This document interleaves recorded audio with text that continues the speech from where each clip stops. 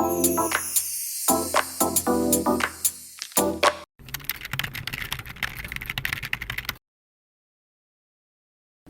안녕하세요. 은평구 선거 기간이 되면 항상 돌아오는 은평청년정책연구소입니다.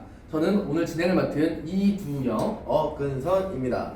네, 은평 청년들에게 후보들과 접점을 넓혀주고자 하는 프로젝트, 네, 청년이 청년에게 2020년 제21대 총선편. 오늘은 정의당 김종민 후보님을 만나뵈러 왔습니다. 후보님 안녕하세요. 안녕하십니까. 안녕하세요. 네, 저희가 사전에 말씀드린 대로 은평 지역의 청년들 위해서 분을 모셨는데 청년들에게 각인될 만한 좀 재밌는 소개를 해주시면 좋을 것 같습니다. 원래 저는 이런 건 있거든요. 정치라는 게 이제 가장 중요한 정책 덕목이 소통하고 책임이라고 생각해요.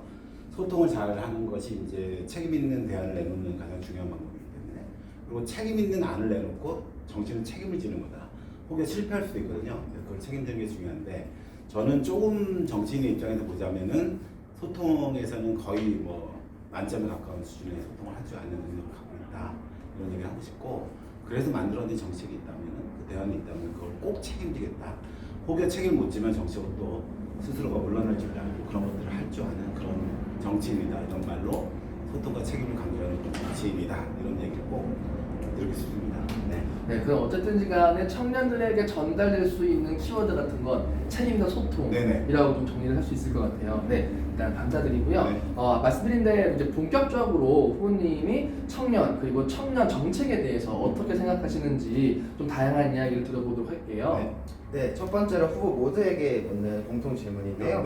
이번 21대 총선 정책 공약 중에서 청년과 관련된 부분들이 어떤 게 있는지 한번 말씀해 주시겠어요?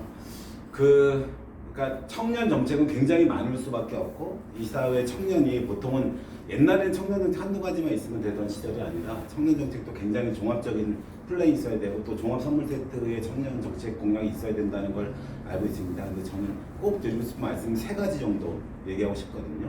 하나는 청년의 출발선에 심각한 문제가 생기고 있고, 그거는 한국 사회의 불평등을 낳는 가장 기본적인 문제가 되고 있어요. 그래서 청년 출발선을 일치시키기 위해서 최소한 두 가지는 좀 하자.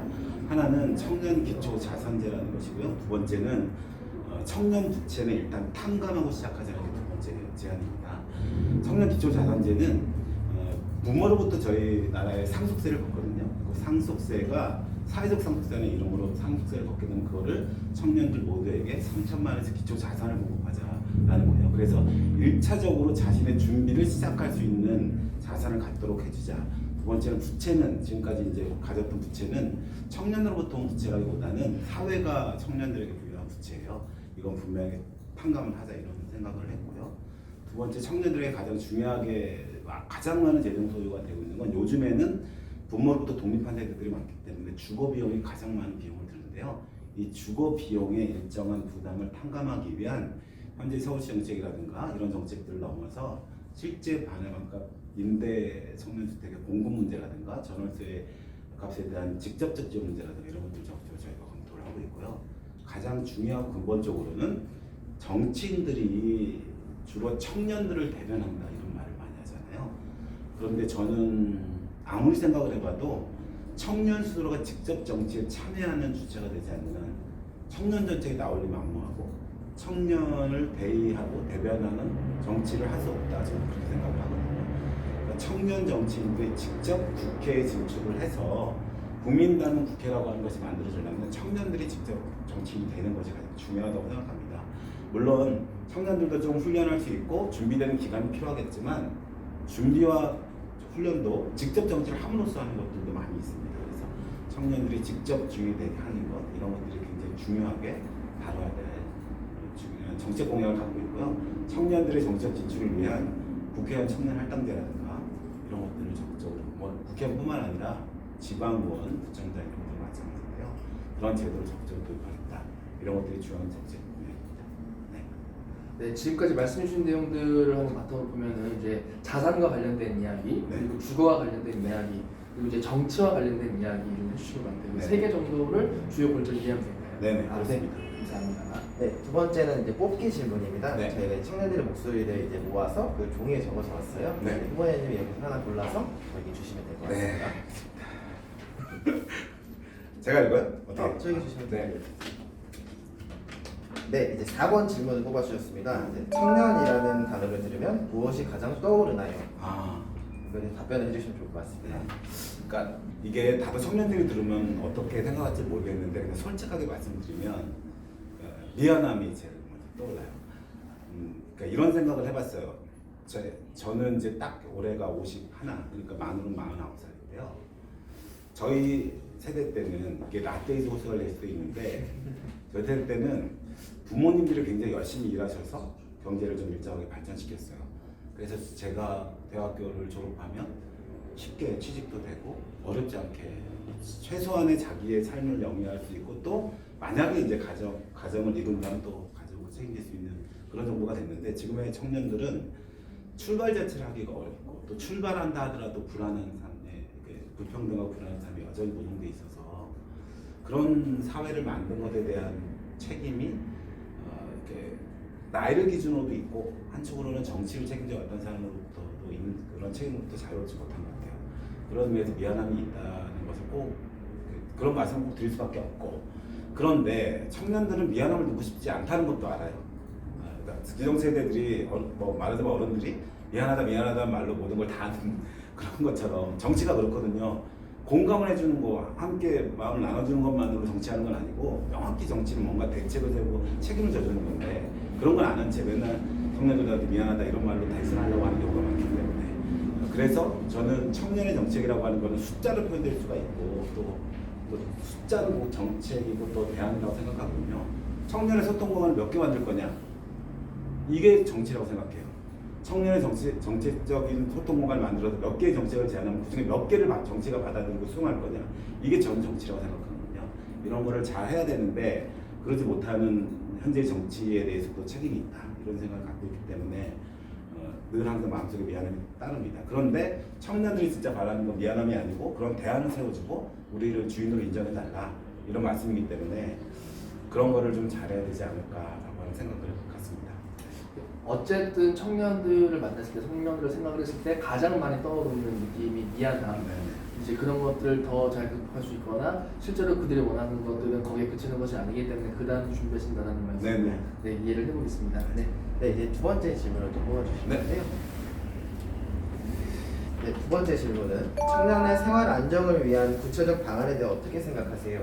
라는 질문인데요. 생활의 안정 이런 거는 있는 것 같아요.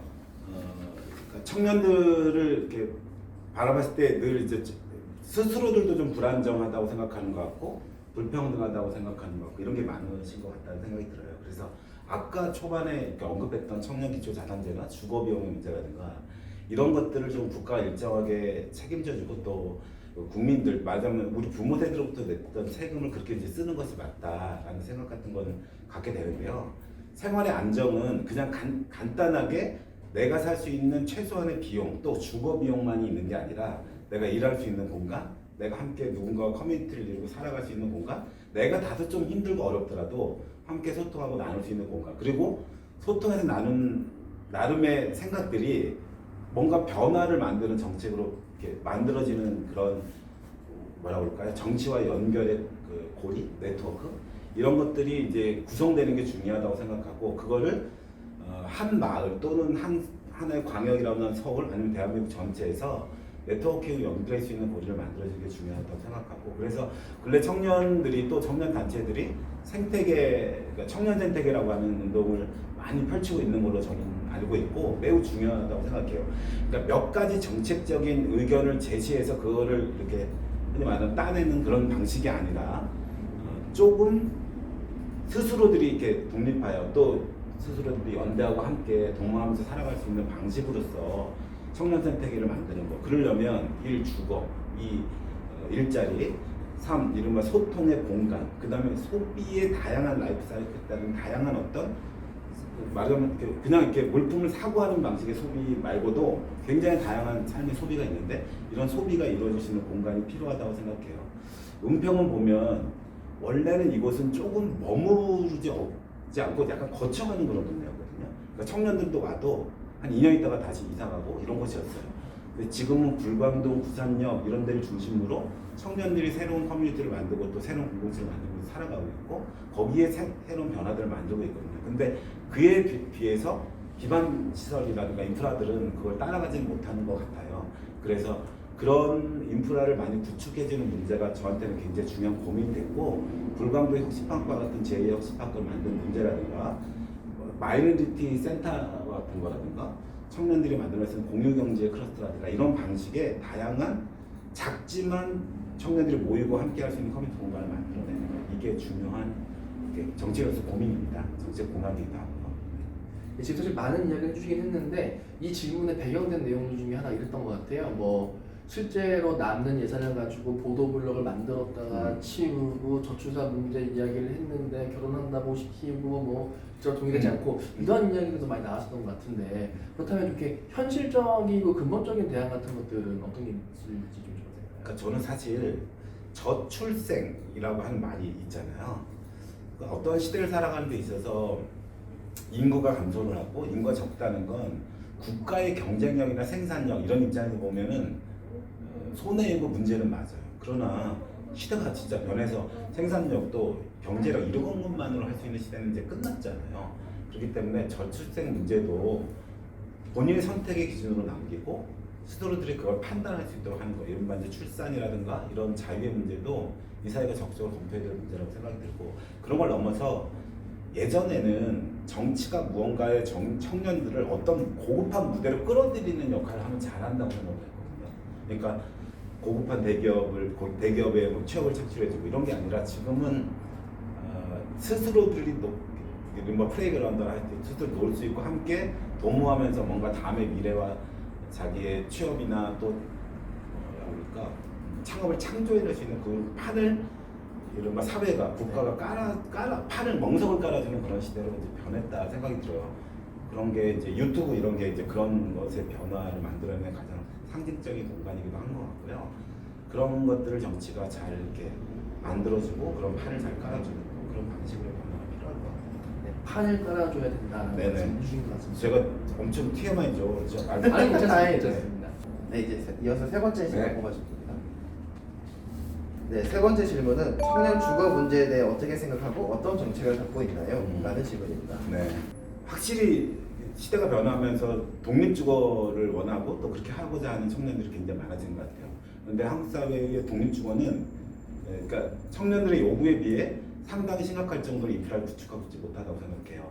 특히 어떤 문제가 생기기 시작했냐면 청년주택 또 1인 주거주택을 이제 건설하고 만들어낸다라고 하는 나름의 괜찮은 지자체가 역할을 한다고 하더라도 동네에서 이제 지역 주민들이 반대가 많으세요. 갈등도 많고 이게 왜 그러냐면 이제 민바 땅값이 떨어진다는 이유 하나만입니다. 사실 청년들이 들어와서 지역을 함께 일구고 또 분위기 좋게 만들고 또 청년들과 함께 어울리는 공간이 되면 그게 나쁜 건 없거든요. 지역사회 발전을 위해서. 근데 땅값이 떨어진다는 이유예요. 이유는 간단한데 임대주택이기 때문이에요.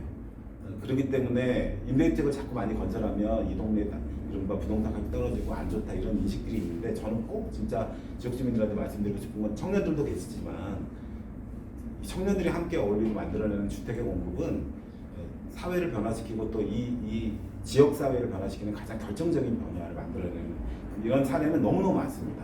그래서 이런 주민들이 이해가 있어야 된다고 생각을 꼭 드리고 싶은 말씀이었고 청년들의 주거 공급 문제가 굉장히 중요했고 그래서 주택의 공급 문제가 더욱더 많이 늘어나야 된다는 생각이 들고요. 두 번째는 그 늘리는 과정에서도 보통 아주 규격화된 천편일률적인 그런 주택 공급이 굉장히 많습니다. 그런 게 아니라 또 공유주택 문제라든가 커뮤니주택 또 1인 하우스의 공급 문제라든가 또는 마이너리티 주택 같은 조금은 다양한 생각과 고민 또 가치와 자기 정체성을 갖고 있는 분들이 함께 어울릴 수 있는 그런 주택 공급이 굉장히 중요하다는 생각을 했고요.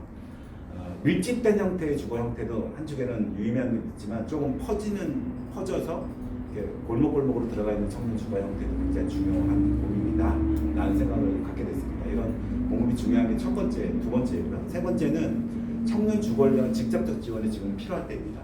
그러니까 주거는 독립하는 세대가 내가 안정적인 생활 기반, 자산 기반이 있을 때 독립하는 게 아니거든요.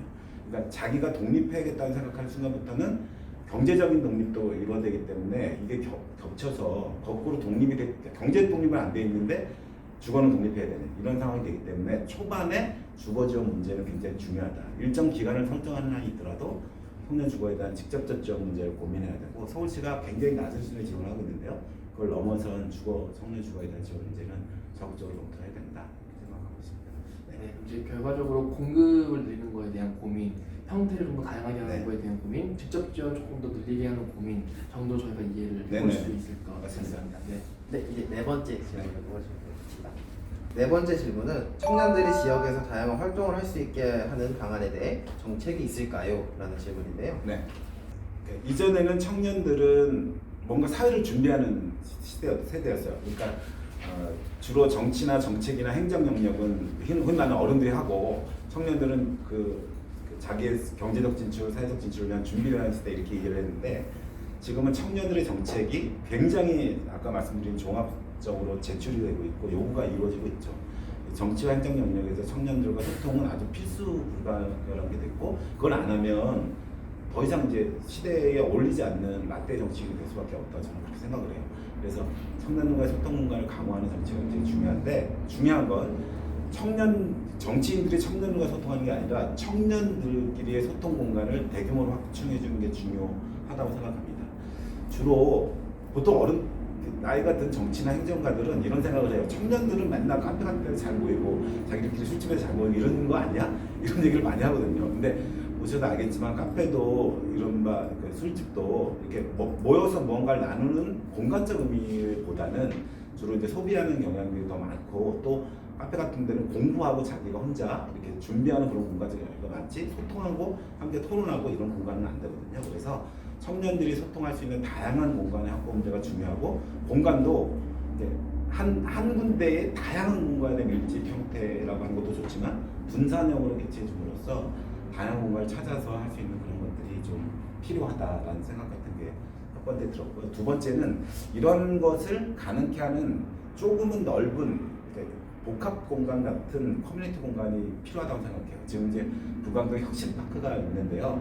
혁신파크는 여러 개의 혁신적인 모델들을 준비하고 있고 그 중에 하나가 청년들이 이제 함께하는 공간이 있는데요. 혁신파크를 하나 더 은평지역에 만들어내는 게 저는 매우 중요하다고 생각하고 시유지, 공유지 등이 좀 일부 남아있는 지역이 있습니다.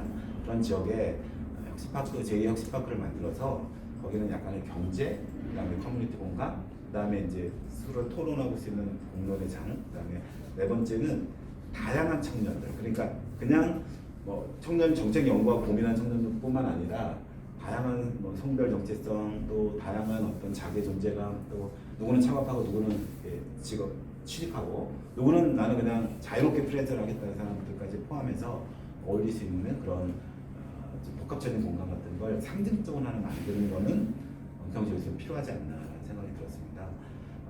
불광 부산적 말하자면 조금 더 시내 쪽에 가까운 뿐만 아니라 조금 더 이 연신내나 조금 더 안쪽으로 들어오는 공간을 갖고 이런 것들을 추진해야 되지 않나 생각합니다. 결과적으로 작은 어떤 여러 공간들도 필요하고 네. 이것들을 아우를 수 있는 네. 큰 네네. 공간까지도 필요하다는 내용으로 저희가 이해를 해볼 수 네. 있을 것 같습니다. 네, 이제 세 번째로는 이제 선택 질문입니다. 네. 저희가 사전 질문지 중에 이 질문만은 꼭 답변을 하고 싶다는 후보님이 질문을 네. 뽑아주셨는데요. 그 질문을 이제 10번을 뽑아주셨어요. 네. 이제 10분 질문 같은 경우에는 청년 일자리에 대한 구체적 실현 방안에 대해서 어떻게 네. 생각하세요? 네. 라는 질문을 뽑아주셨는데 한번 얘기해 주시겠어요? 보통 청년 일자리 이렇게 물어보시는 경우가 많은데 청년 일자리에 대한 오해가 저는 세 가지가 있다고 생각하거든요. 그 첫 번째는 뭐냐면 고급한 무대를 잘 마련해주면 된다라는 거예요. 근데 저는 청년들의 일자리는 고급한 대기업의 취직 자리를 보장해주는 것만은 아니다라고 생각합니다. 왜냐하면 그거는 워낙 한정적일 수밖에 사실은 없습니다. 한국의 기업 생태 구조가 그렇고 그러니까 그런 게 아니라 뭐 중견기업이나 중소기업 창업 그 다음에 다양한 방식의 스스로의 경제와 삶을 영위할 수 있는 방향에서의 다양한 판과 그런 플레이그라운드를 만들어주는 거 이런 것들을 말하자면 그것을 양질 일자리라고 하는 것이지 꼭 대기업만을 양질 일자리라고 생각하지는 않습니다. 그런 다양한 일자리를 창출해 줘야 한다는 것이 첫 번째 오해를 부식해야 된다고 생각했고 두 번째는 은평은 일자리를 창출할 수 없다고 생각하는 거가 있어요. 청년들도 그러시고요.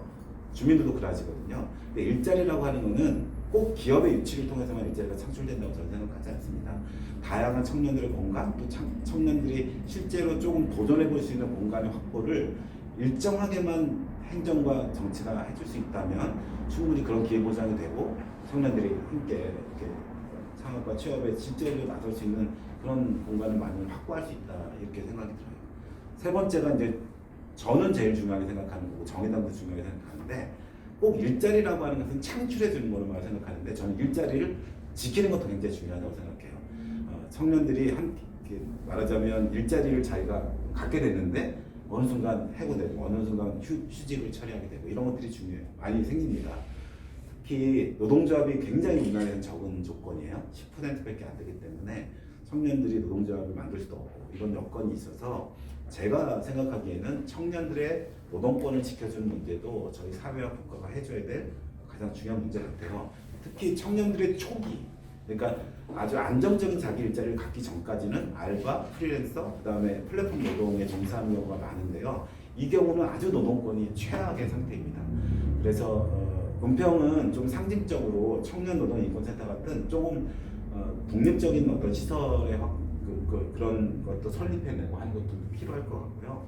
노동권을 지키는데 정치가 해야 될 역할, 또 그것을 정치만이 아니라 또 이 지역 사회와 청년들이 함께 지켜낼 수 있는 그런 인권센터의 설립이나 또 이제 노동권을 지켜가기 위한 지킴이 활동 이런 것들을 적극적으로 해내는 것, 이런 것들을 저희가 조금 더 적극적으로 해내고 싶다는 결과적으로 뭐 양질 일자리 많이 만드는 것도 중요하고 더 넓게 가져가는 것도 중요하고 세 번째는 하지만 이런 것들을 지키는 것도 중요하다. 네, 이런 말씀을 해주신 것 같습니다.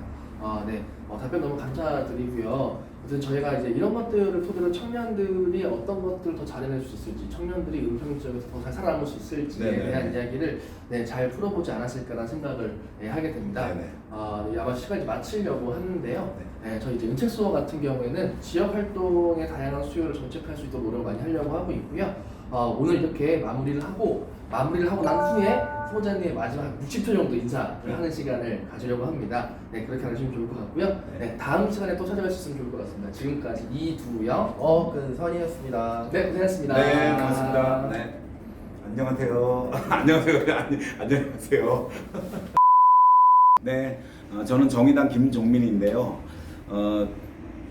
정치가 꼭 청년들을 대변한다고 하는데 저는 청년이 직접 정치에 나서는 게 청년 정치를 만드는 가장 빠른 길이고 가장 옳은 길이라고 생각합니다. 저는 원래는 비례대표 선거에 출마해야 되지 않냐는 생각을 갖고 있었다가 이번에 은평 지역에 출마를 했습니다. 이유는 간단했는데요. 청년들에게 직접 정치의 기회를 보장해야 되고 그것은 비례대표에서만 보장할 수 있다고 생각했기 때문입니다.